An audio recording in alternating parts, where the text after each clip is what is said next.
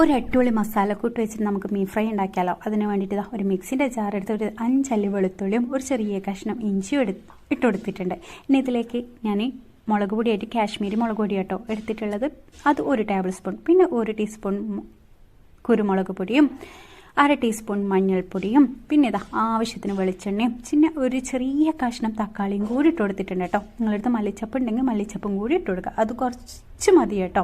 ഇനി നല്ലപോലെ അടിച്ചെടുത്ത് ഇത് നമ്മളെ മീനിലേക്ക് ഇട്ട് കൊടുക്കുക. ഞാനിവിടെ അയിലയാട്ടോ എടുത്തിട്ടുള്ളത്. ഇനി നല്ലപോലെ തേച്ച് കൊടുക്കുക. അതിന് മുമ്പ് ഉപ്പ് ഇട്ട് കൊടുക്കാൻ വിട്ടു പോവല്ലേ.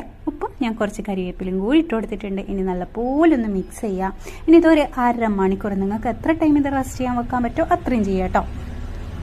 ഇതാ 1/2 മണിക്കൂറിന് ശേഷം മീൻ ഫ്രൈ ചെയ്തെടുക്കല കേട്ടോ. ഇതാ ഒരു ഫ്രൈ പാൻ എടുത്ത് അതിലേക്ക് വെളിച്ചെണ്ണ ഒഴിച്ച് ഒരു കറിവേപ്പിലിൻ്റെ അല്ലയും കൂടി ഇട്ട് കൊടുത്തിട്ടുണ്ട്. ഇനി ഓരോരോ മീനായിട്ട് നിരത്തി ഇട്ട് കൊടുത്ത് ഫ്രൈ ചെയ്തെടുക്കുക കേട്ടോ.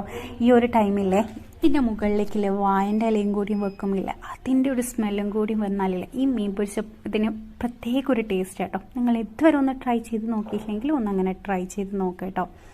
ഞാനിപ്പോൾ ഇത് കുറച്ചായിട്ട് ചെയ്യാൻ തുടങ്ങിയതാണ്, പക്ഷേ ഈ വായൻ്റെ ഇലൻ്റെ കൂടി സ്മെല്ല് അതിലേക്ക് വരുമില്ലേ, അടിപൊളിയാണ്.